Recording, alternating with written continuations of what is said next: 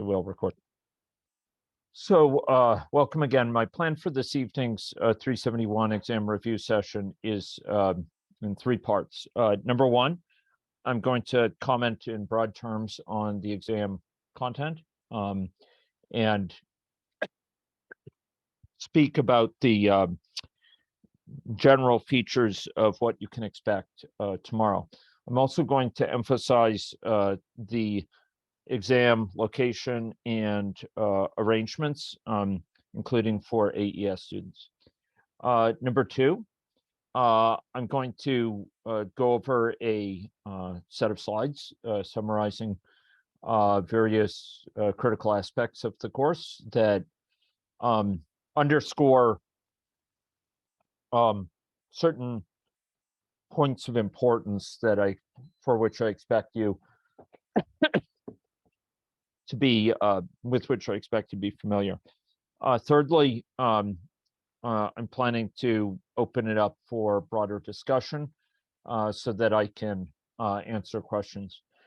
For health reasons, I'd prefer if I not go beyond 8 p.m. tonight. So hopefully we'll be able to limit it to just over 2 hours here. Okay, so the first thing, as I noted, was general features of the exam and the exam context. I want to emphasize to all present and anyone listening to this remotely in the class that the exam is to be held in Spinks S320, the computer lab on the third floor of Spinks. If you come out the elevator on the third floor, you turn left, walk down past the kind of the open area to your right. You keep on walking, and it'll be the next door on your right, S320. I'm sure most of you have been there. If you come up the stairs, it's also to your left, and you walk down to the left, and it's a door to your right, S320, not the twin room S311. Okay, so it's an S320. It's a 3-hour exam, and it will be on the lab computers there. It's a closed book exam. The computers will be deprived of internet access. The exam will be delivered through Canvas exams, but you'll be unable to browse and otherwise engage with internet services outside of Canvas. So the exam location will have paper available if you want to use scratch paper. I will have that to provide to you, but no answers are to be provided with the scratch paper. They're just for sort of your notes. Again, 3-hour exam, except where dictated by extra accommodations through AES. AES students who are merely asking for more time as part of their accommodations will write in the main room in S320. Those students who are who need a private room will be set up in one of the breakout rooms or S386, a smartboard room down near the washroom area. And we'll be having invigilators in each room or just outside the breakout rooms with the guarantee that you'll have your own private space there. Those other rooms will be provided with computers as well. So if you're stationed in a breakout room by virtue of your accommodations there in Spinks, you'll be writing the exam there on a computer provided, just like the lab computers. I will be present throughout the entire exam. I will further be circulating to the AES students, and in all occasions or all locations, I will be working to ensure that any student questions are addressed in a timely fashion. So I'll be circular among the locations. So that's a little bit about the settings. I haven't received any notice of the exam needed to be at a different time of day or anything. So I think, you know, everyone should start at 2 and should continue with some going for the full 4.5 hours. And that's fine. So I will seek to be there, as I say, through that time. Okay, so that's a little bit about the sort of physical location of the exam. If you have questions, feel free to ask them. So any questions actually about the physical location of the exam? Does anyone want to pose a question right now in the chat or out loud? I'm glad to answer questions. So we're going straight to S320, right? We're not going to Thorpe 205A? That is correct. Yeah. You're going to S320 directly. Yeah. Yeah, I had months ago I had informed the exam scheduling of this location, and then the undergraduate chair told me he had further sent them a message the other day to reconfirm that. But if there's any confusion, yes, it's S320 only. Yeah, and I'll be sending a message to the class as a whole, posting it to the announcements on campus to this effect. So yeah, it's all S320. Students who require a separate room for AES accommodation, they'll meet at S320 and we'll bring you to the individual rooms. Okay, so which will be again breakout rooms and the smartboard room there. Any other questions about that? Okay, so that's the physical location. I'll comment now on the particulars of the exam format. What can you expect from the exam? So the exam will have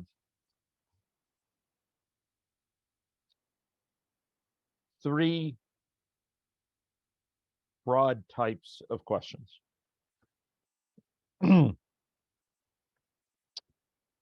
Very short answer, true, false, fill in the blank. Sort of shorter, but longer than that, responses where you're asked, you know, provide, you know, 3 benefits that automated testing brings to your project or something like that,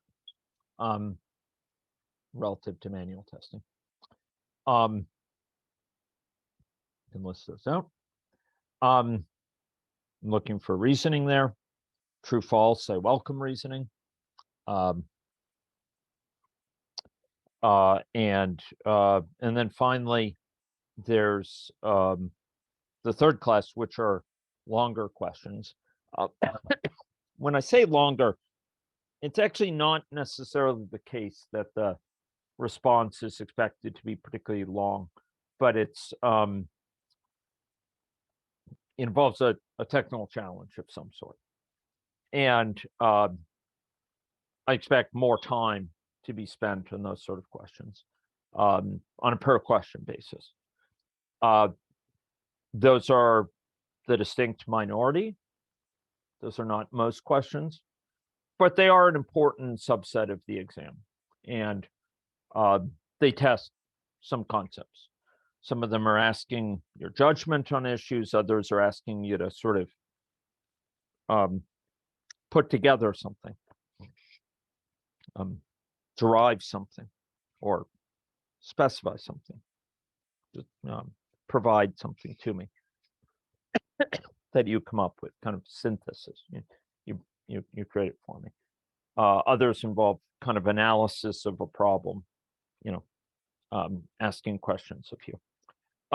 Again, about technical materials. Again, those are not most of the exam, but each of those questions does carry some extra weight. Collectively, the biggest bulk of marks are from those kind of somewhat the category 2, the somewhat more general ones, because there are quite a few of those. But those larger questions carry a fair bit of weight. Right. So those are the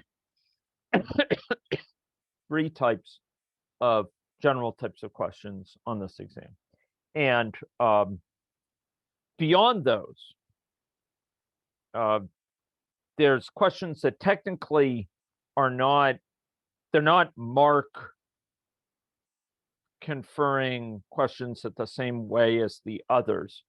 But they'll play a big role in the class marking as a whole. So I'll be asking for any personal postmortem comments you may want to offer at the time of the exam. I'll also be providing a Canvas hand-in for said comments and for the group postmortem hand-in. But the individual ones, you're welcome to comment on the exam if you'd like, about your assessment of the project, how you felt it went, comments on learning, that sort of thing, sort of personal postmortem. I limited those to 2 pages, and for the exam, I'm expecting it to be smaller as well, but you're welcome to supplement your comments there. I'll be asking something about what your primary contributions were to the project, just so I'm clear about that. I know many of you shifted around. I know some of you stepped in where others stepped out, or on a temporary basis. And I would welcome any comments there, like I was the primary one who got Docker working with this system, or I was the one who wrote the smoke test and did all the the coding for this part of the front end or whatever. You can let me know, of course, in technical terms, not just I was a tester, but like what I wrote, all the integration tests or something. Those sort of technical comments are helpful for me to put your contribution in context. And then, and extremely importantly, I'll be asking you to provide a quantitative assessment relevant to the team contributions of your teammates. And this assessment, this kind of expression of contribution, is not purely to be limited to coding or purely to be limited to technical contributions. It could be that you rank someone highly because they kept the morale of the group up, or they were the one who invariably was there in the last hours of the deliverable, making sure everything was complete, or they always delivered on the build pipeline or whatever. In short, it doesn't have to be a purely technical one. It could be facilitating meetings, etc. But I want you to give a sense of how much in your eye people really contributed. If you could divide up a bonus among people, how would it be divided? And you're welcome to choose accordingly. You're not doing it for yourself. You're doing it for the others, not yourself. And that will play a role in helping my understanding of different people's contributions in the team. So that will be part of the exam as well. Those are questions located at the bottom of the exam. As I say, I'll be there for all answering questions. And I'm still refining some details of some of the questions, probably be paring it back somewhat.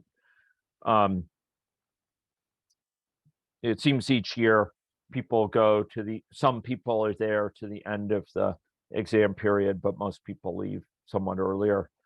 I'm not sure in recent years we've had any even AES students who have written to the last minute.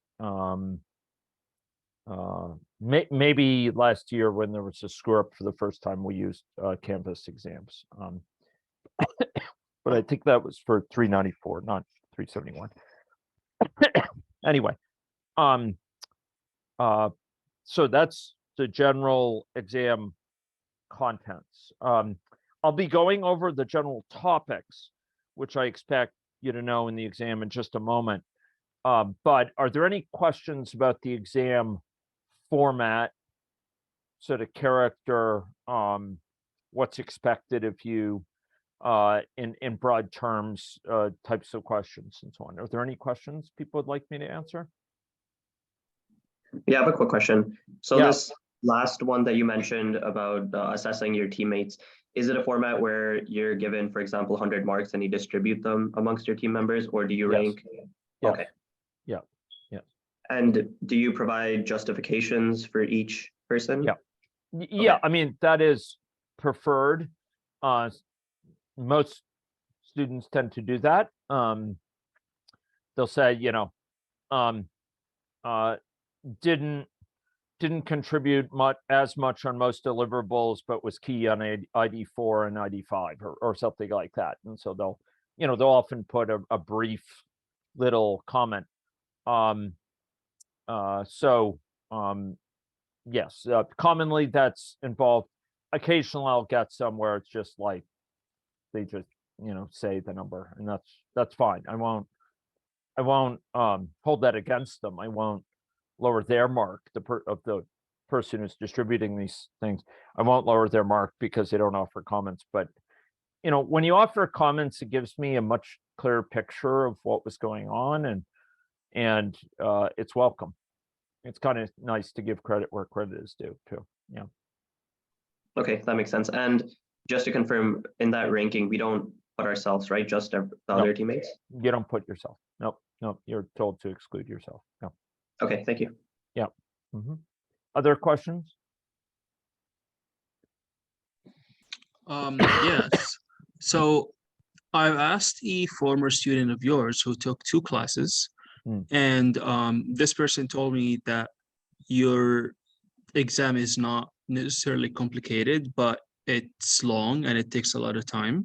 Now I understand that this might be like a personal problem, like maybe the person who didn't like manage their time well. But how long do you think for a student it will take them to finish your exam, like tomorrow?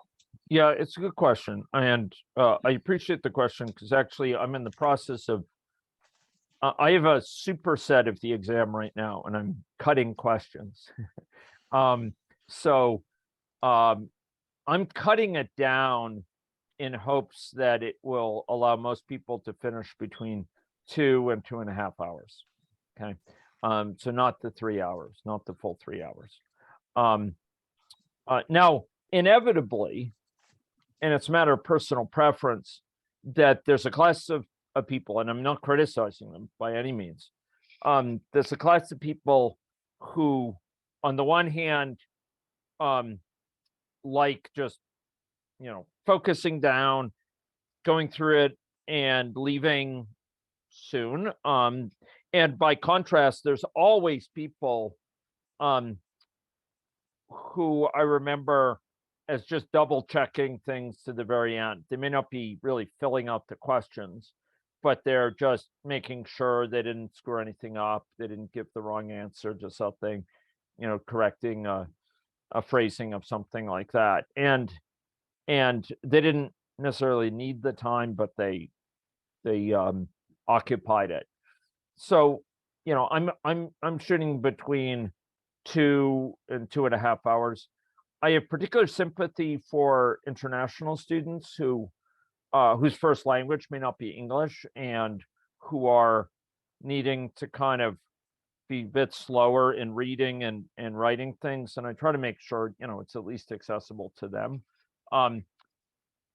One thing that is to your advantage is it's all electronic, so you don't have to write it out, longhand, which, besides giving you a sore hand, takes longer. So you'll be typing, right? And hopefully that will speed it up some. But yeah, I'm trying to pare it down, so it'll be 2.5 hours.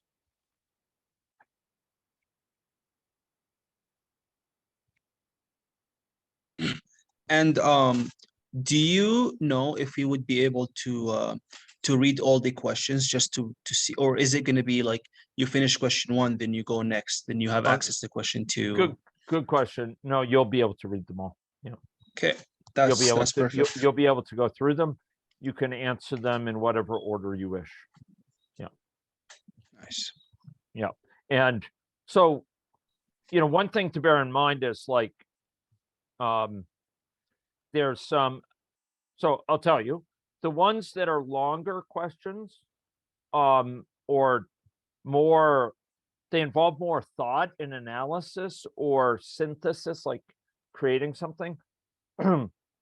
Those are located later in the exam. Okay. Those are located down towards the bottom. The very bottom of the exam are things that are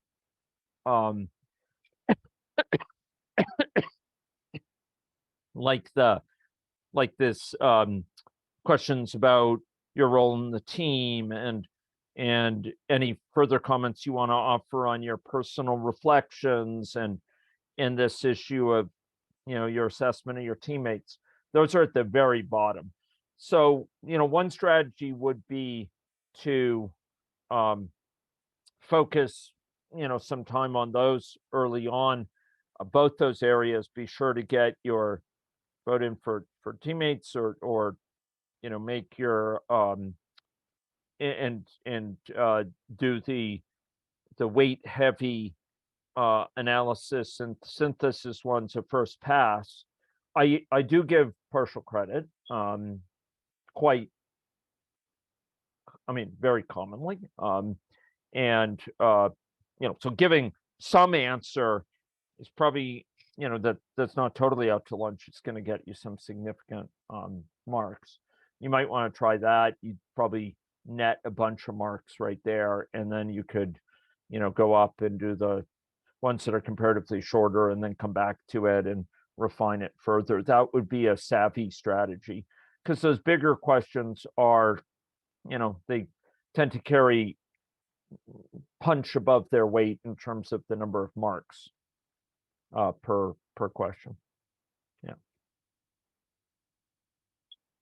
Great questions. Others want to ask anything? Can I ask a question about the postmortem? Yeah. So how strict are you on the 8-page limit? Because our postmortem sort of goes like a few lines into 9 pages. I'm not gonna nickel and dime you for that. That's fine. Okay. I don't want to be in a situation. I think one time I was sitting in a hotel in Sydney, Australia, having to deliver an event the next day, and I had like 400 pages of 371 postmortems to go through. It was like nuts. And so I set the limits to be sensible for that, so I could get the marks in a timely fashion. And but if it's a few lines over, or even half a page over, I'm not going to police that. That's fine. Look, you put your hearts into these projects, and I'm not gonna just undercut you for that reason. But please don't give me something that's 40 pages or something, because like all those postmortems, I will tell you, I read, because I feel an obligation. If a student writes something for this, I have to read it.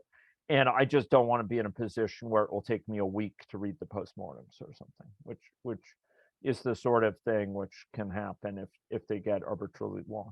So don't give me something, that's that long. If you shoot roughly for 8 pages and, you're a bit over, that's fine. It's not a big deal. I just have a quick follow-up question. For us, we have like 8 pages of written content and then like a title page and a table of contents. That's Is that okay? Thanks. Yeah. And look, if you wanted to have the pictures or, whatever, you wanted some visual to support it, that's also fine. I mean, I won't count that against the page limit. It's just, yeah, as I say, I can't be reading these things for days and days, because I want to get your marks in so some of you can graduate, etc. Yeah. Okay, other questions there?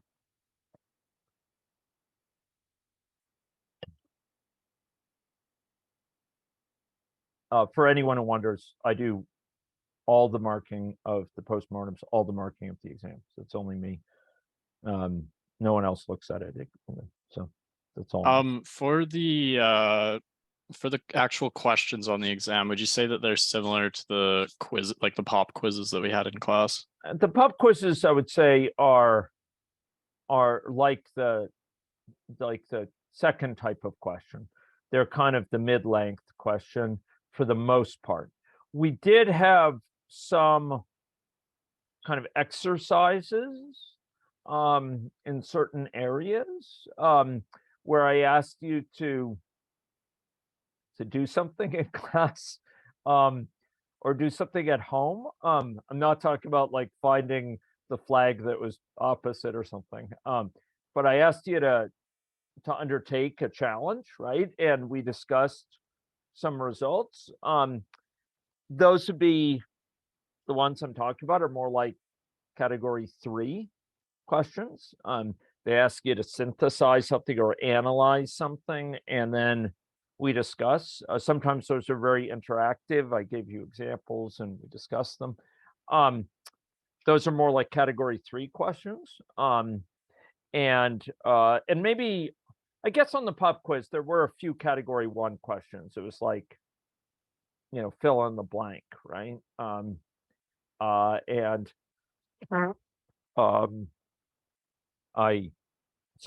had you, fill in something about descriptions in a sentence where there were 2 blanks or something like that. So those would be category 1. So I guess they're a little bit of a microcosm, but with a different balance of types of questions. So yeah, I mean, if you were to look at those, you probably get a sense of a little bit of what it will look like. Yeah. Thank you. Yeah. Other questions?